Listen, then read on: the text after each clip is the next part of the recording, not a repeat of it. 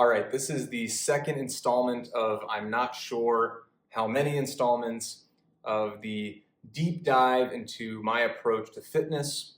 If you're stumbling upon this, this is a public video on YouTube. This is primarily for individuals who are already a part of my training programs. If you're curious about those, maybe you do want to stick around and check out this video. It could create some great food for thought for those of you who already have a fitness practice. Maybe you're feeling stuck. You've hit that classic plateau, and you're looking to make great progress. This could be a good video for you. If you are curious, I have a link down below this video in the description of my various programs, all available on an easy-to-use app. So with that being said, if you see me looking down, I'm just going to jump into the intro to this video. If you see me looking down, I have this handy-dandy note card with some bullet points to keep me on task. In the last video, I said, I'm going to try to keep it brief. I will not say that this time. I think these topics are really important. I think having great information and being connected to the why behind everything you're doing, all of the why behind every piece inside of every session is really important to being connected to the program and staying motivated. So I will take the time that it takes in order to get all of the information out on this topic, which is strength work, and of course, more specifically, my approach to strength work. So let's just jump right in. Again, all of you who are involved in the program know that I like to do things splitting our sessions between high effort days and low effort days. So our high effort days are where we're going to have our most meaningful strength work, right? I like to program things, prep work, really get ourselves, turned on and ready to rock so that we don't have to waste any of our strength sets, increasing weight and, only having a few sets of actual valuable work. We start with prep work, we get ourselves there, then we get into strength work. That's what I'm going to cover in just a second. And then we do some sort of finisher, lighter weights, more continuous work, higher heart rate, higher breath rate. And then our low days is where you have the option of either mobility work, really, dialing in mobility, or, hitting an aerobic session, sustainable work, longer period of time. And, of course, everyone always has the option of blending the two and getting a little bit of both. And that's always going to be regardless of the program that you're in. We're always going to have 2 sessions of low days inside of every week. But those are the lower priority days. We always, if you're really short on time, you really want to make sure you're getting those higher effort days. And so with that, I will now truly jump into the strength work. So the way I like to do things is I like to pair pushing exercises with bending exercises. So my approach to strength work will almost always be a superset, all right? So pushing exercises, for example, would be bench pressing, dips, overhead presses, push-up variations, right? There are a gazillion exercises that fall under the push category, the push umbrella.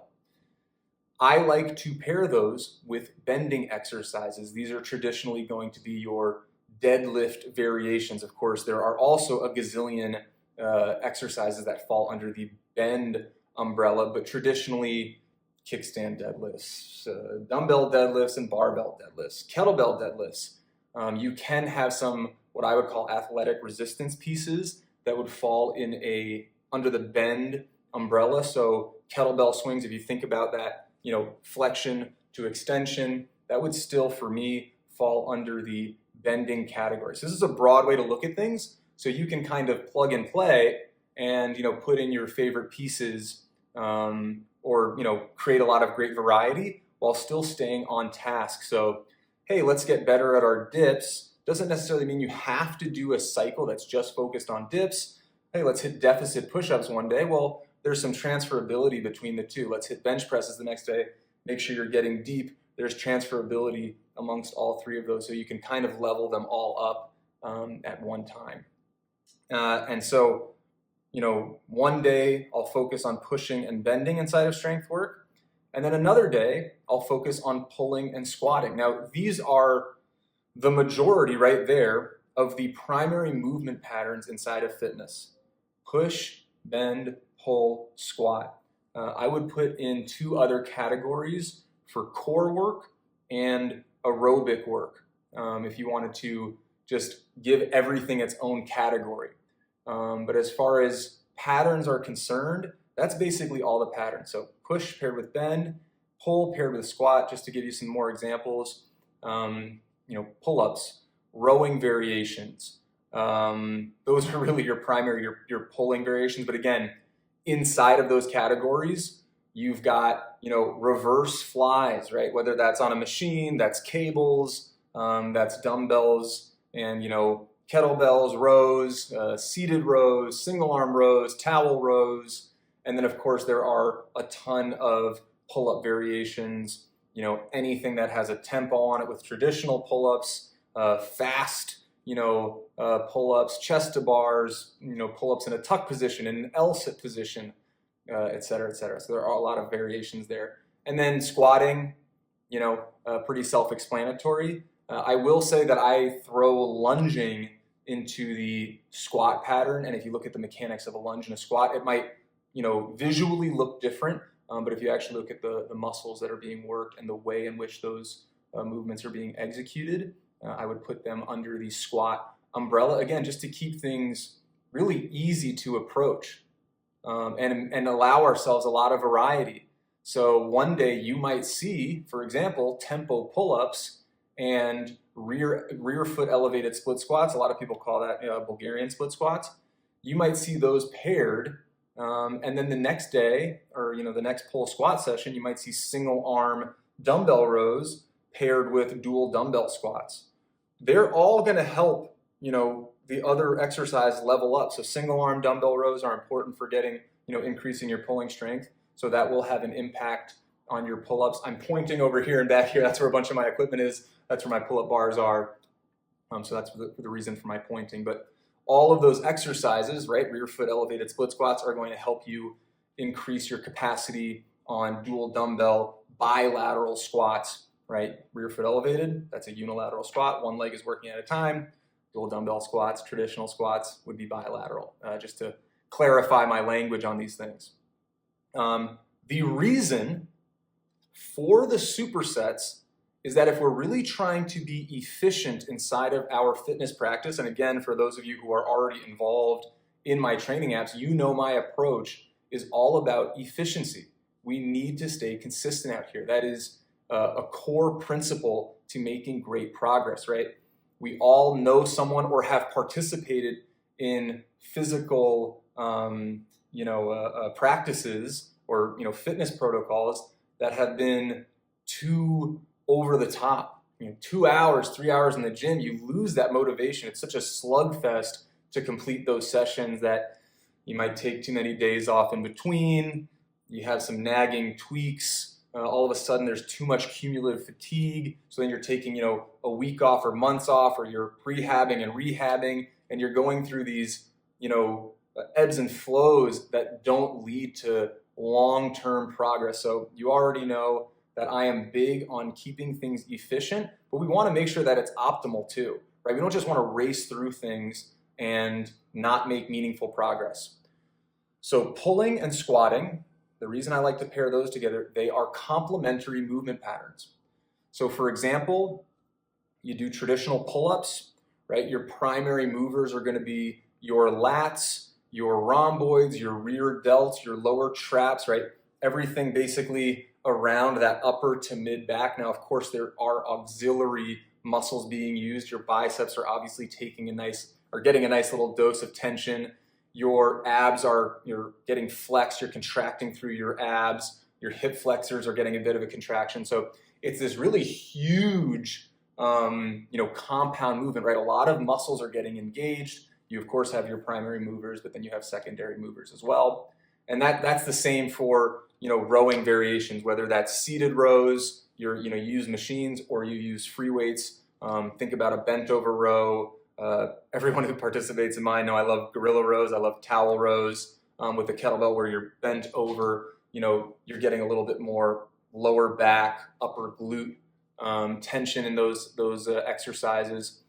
Anyways, that's to paint the picture. You're getting a bunch of these muscles working on the upper to mid section of your back, rear delts, biceps. All right, there we go.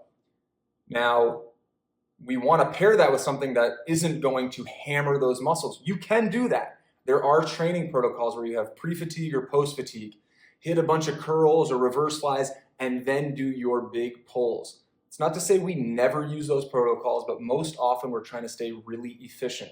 So let's use another movement that's going to allow us to get those muscles recovered so we can get the same effort when we go back to our pull-up. So the rear foot elevated split squat. It's true your grip will get taxed if you're holding dumbbells at your side, but not to the point where you shouldn't be able to go to that pull-up bar and get a good 4, 5, 6, possibly more reps of high quality pull-ups, right?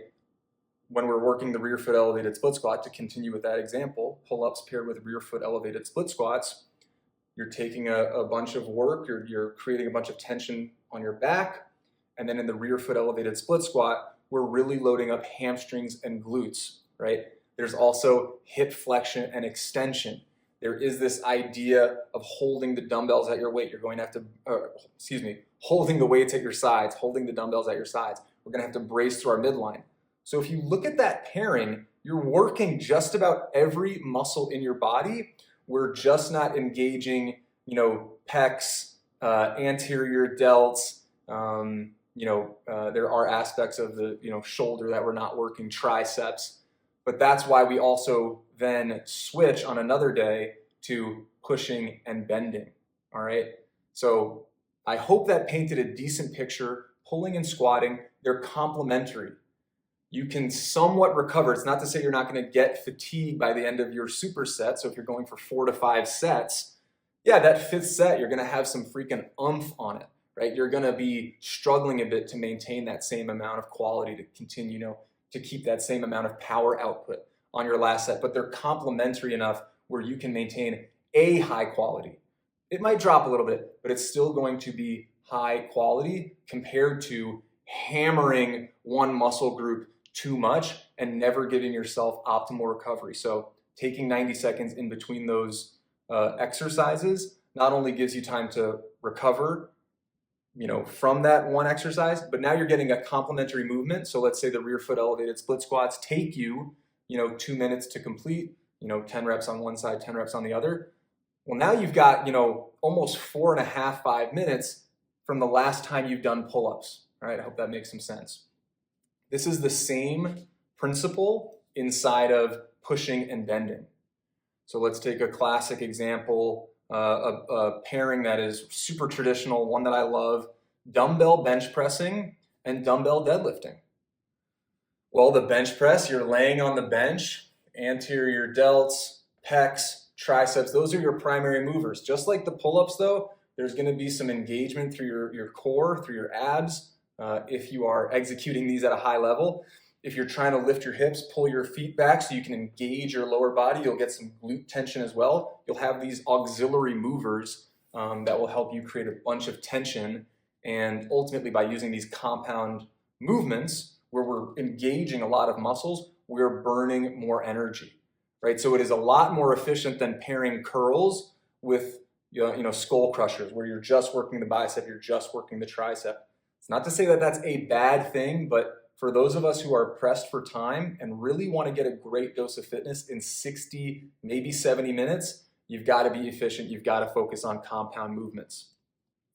So for example, again, to go back to that, you're engaging pecs, shoulders, triceps inside of your dumbbell bench, and then you move on to the dumbbell deadlift, where you're loading up hamstrings, glutes, spinal erectors, right, the base of your back. And the beauty of deadlifting is you're also getting this upper back to help stabilize as you bend forward.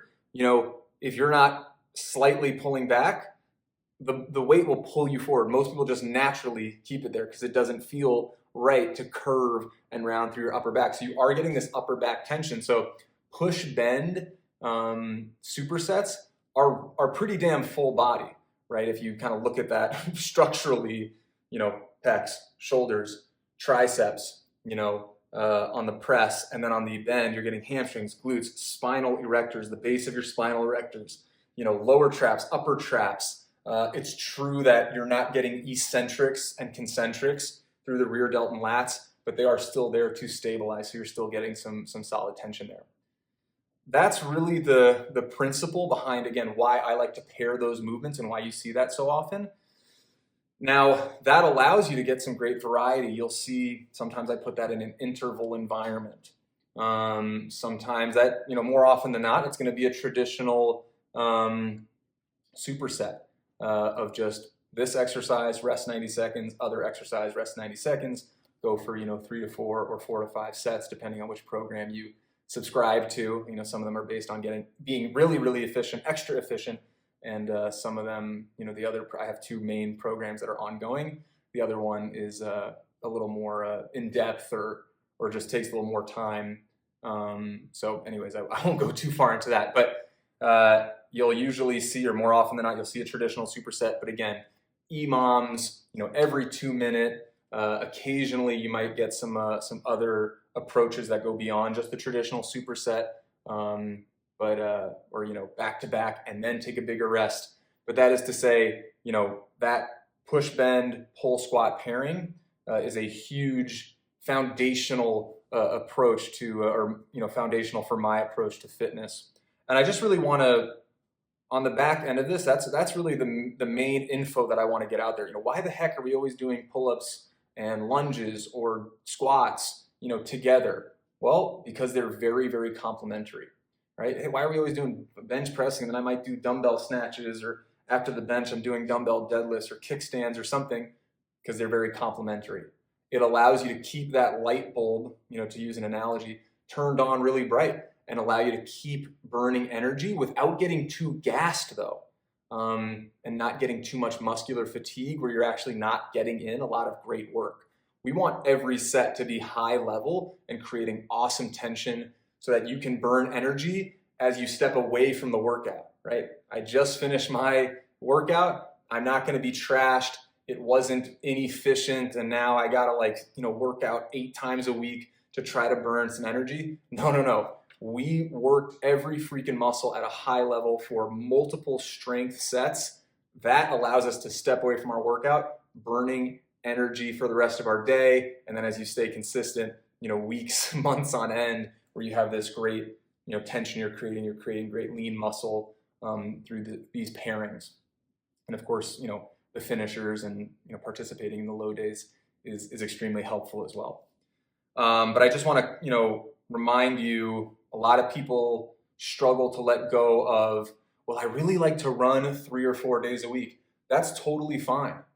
That's not going to be the approach I'm going to take, because again, I want really great balance. But I also recognize I only have so much time to give. So I can get great balanced fitness with about 6 hours of fitness a week. Not bad, right? An hour a day. Maybe if you're, trying to sneak in some extra mobility every day, maybe you go up to 90 minutes. I'm not sure. That's up to you. But you can get great fitness anywhere between 4 and 6 hours, right? You don't always have to do the low day stuff. It's not a requirement. I think it's helpful.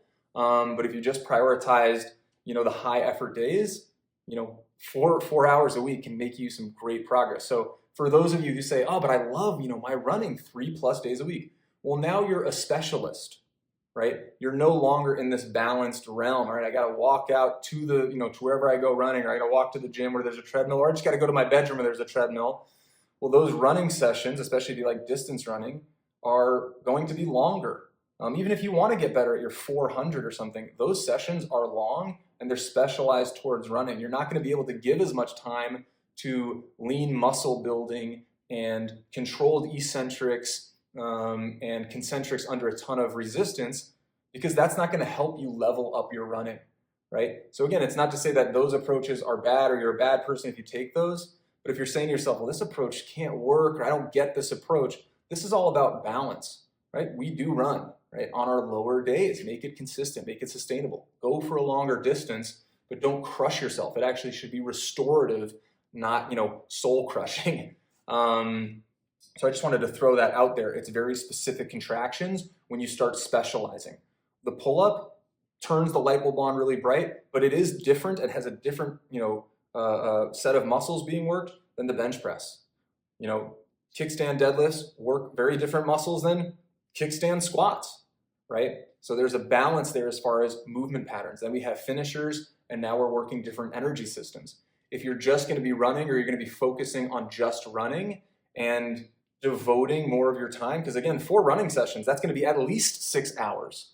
And if you have a 9 to 5, well, there's your fitness practice. And now you're working on very specific contractions, very specific concentrics that have to do with hip flexor tension, quad tension, not a ton of, lean muscle development. Not to say that it's a bad way to burn energy, but it's just a different contraction type that really, really says I'm specializing.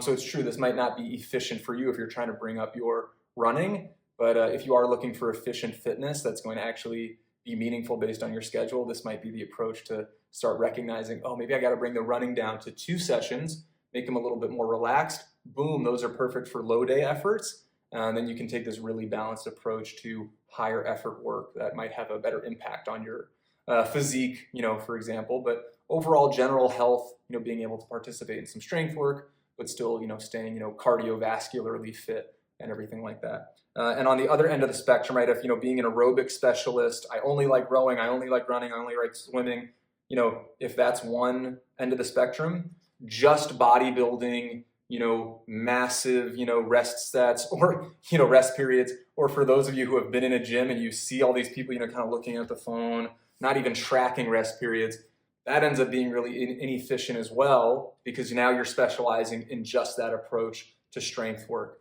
So there are times where our strength work is also pushing on our end ranges. Think about the times, and this is for people in my programs, the times where we push on seated good mornings, or there's the recommendation, do not go heavy on your Romanian deadlifts because I want you being a little straighter in the leg and reaching a little further. Maybe you even have to start standing on a platform because you can get such a good stretch through your hamstrings and glutes while being under some tension. So we're going to not only be playing with strength work, but we're going to be playing with range of motion exercises that push on the traditional, bicep curl, where if you're doing just that approach, you're going to get really stiff. You're not going to be as resilient as somebody who's maybe incorporating more aspects of fitness in a really almost relaxed, intuitive way. I would say optimal, but again, that's for you to decide based on what you like to do. So I will leave it there. That last part might not have been a helpful tangent, but I like to, again, to be right in the middle of that spectrum. We're getting every little piece of fitness, and you almost just have to embrace all of this stuff takes time. Progress takes time. You can't be the greatest bodybuilder ever and, run a sub 5-minute mile. Otherwise, we'd see that more often, right? And a lot of the people who promote, oh, I take a hybrid approach. Well, they're training 3 or 4 hours a day. You might have time for that. You might be, 18, in college, taking a low course load, and this is what you want to do in your free time. But for those of you who have a 9 to 5, the 9 to 5 can be draining mentally, emotionally. Sitting can just be physically draining to a certain degree. You have family commitments, you have commitments to your friends. You got to make the dinner for you and your partner, whatever. You got to walk the dog. Well, you don't have 3 or 4 hours a day. That's just a fact of life. So I will leave it there for real. Again, hopefully this was helpful to you all. And for those of you who are in the programs, I'll see you out there. And for those of you who are curious, again, you can use the link in the description to check those out. And yeah, let's leave it there. All right, peace.